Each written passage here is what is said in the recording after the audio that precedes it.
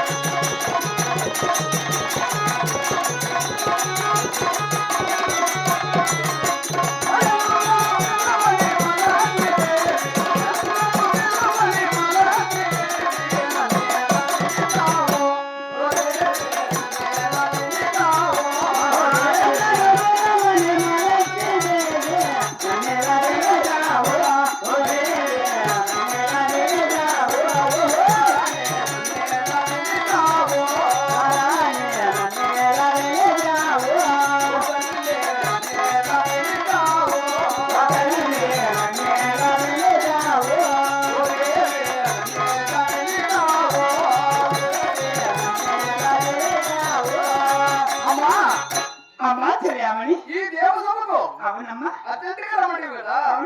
ఏ కారణంతో రమ్మన్నావు, ఎందువల్ల రమ్మన్నావు తల్లి? మా గణాది పరమేశ్వర బయలుదేరే సమయం అందనా.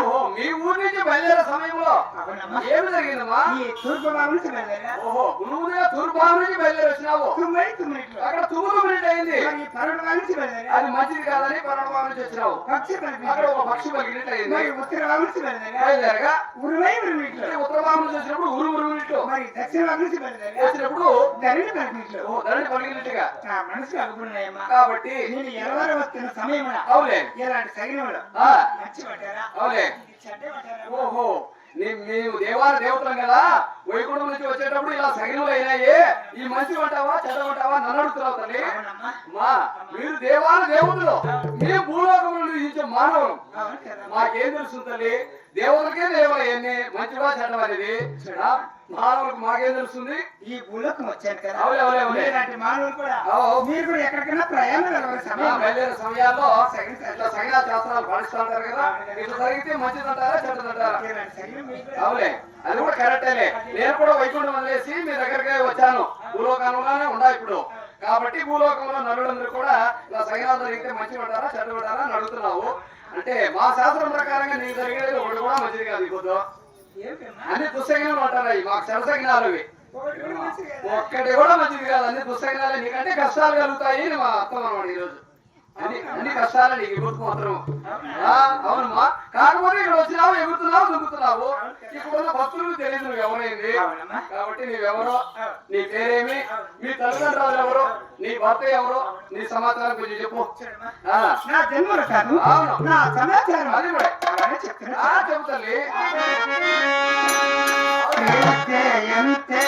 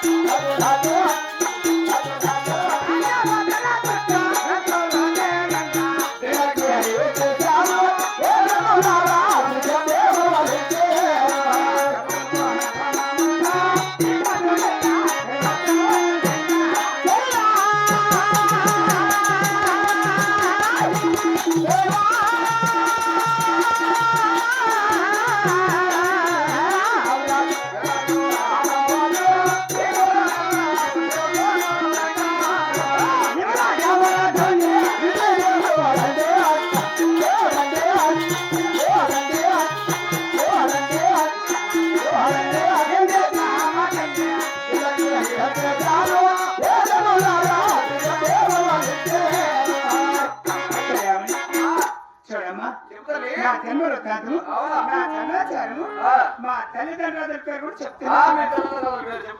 మా తండ్రి గారి పేరు ఏమంటారు? సముద్రుడు అంటారమ్మా. ఆయనకి ఆ పేరు ఎలా వచ్చిందమ్మా? ఆ పాల సముద్రుడు ఓహో, తాపర పసుపులో జన్మించానమ్మా. దేవతలు రాక్షసులు కోలాహలం చేస్తున్నప్పుడు ఆ పాల సముద్రంలో తామ్ర పుష్పంలో పుట్టావు కాబట్టి మా తల్లి సముద్రం అంటారమ్మా. తల్లి గారి పేరు సముద్రుడు. అవునమ్మా. మీ తల్లి గారు మా తల్లి కావేరి కృష్ణమ్మ. అడిగిన వరాలు ఇచ్చే మా తల్లి కావేరి కృష్ణమ్మ మీ తల్లి. అవునమ్మా. ఇంకా నీ భర్త ఆది మహావిష్ణువు అంటారమ్మా. దశావతార అవతారం ఎత్తిన మహానుభావుడు ఆ శ్రీమన్నారాయణ వైకుంఠ వాసుడు లక్ష్మీ నరసింహ స్వామి. లక్ష్మీ నరసింహ స్వామి నీ భర్త. ఓయమ్మా నీ పేరు చెప్పు తల్లి. నా పేరా? ముఖ్యంగా నీ పేరే మాకు కావాల్సింది కదా. అలానే చెప్తాను. చెప్పమ్మా.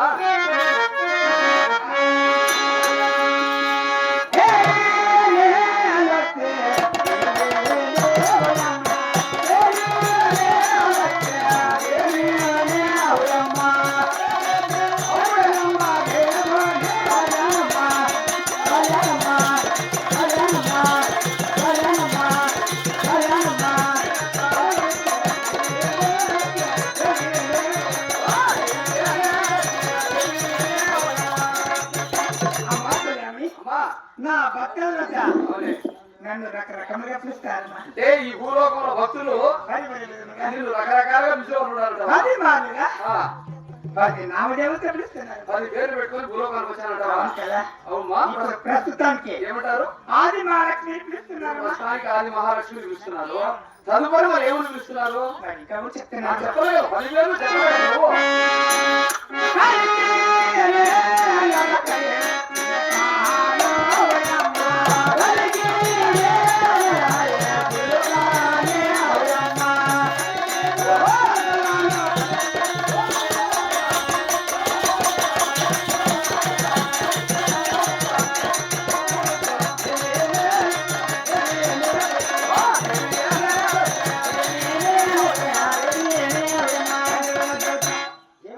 అమ్మా కనికిన నరహరి అవులే. ఒక చిలుకని కూడా పిలుస్తారు. పంచరంగులు చిలుక. 5 రంగులతో చిలుక ఎలా ఉంటుందో అవునమ్మా. ఆ పేరు పెట్టుకుని భూలోకానికి వచ్చానంటావా? ఆ ప్రకారం కూడా పిలుస్తున్నారమ్మా. తదుపరి ఇంకా ఏమని పిలుస్తున్నారమ్మా? తర్వాత ఇంకా ఏమనిపిస్తున్నారు? చెప్పలేదు.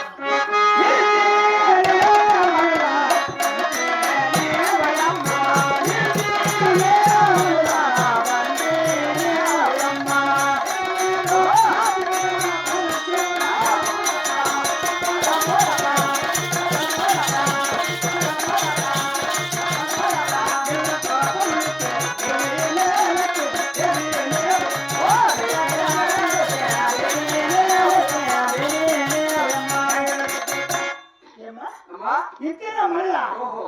మరొక బంతిని కూడా పిలుస్తారు. అంటే పూలబంతి. పూలబంతి ఎలా ఉంటుందో అలా పేరు పెట్టుకుని భూలోకానికి వచ్చానంటావా? నా భర్త నన్ను ఆ బంతి లాంటి దానిని వర్ణిస్తున్నాడు నీ భర్త. అవునమ్మా చాలా చక్కగా చెప్తున్నావు తల్లి. ఇంకా కొంచెం చెప్పు. ఇంకా కూడా ఇంకా చెప్తున్నా. ఏమని పిలుస్తారో చెప్పు.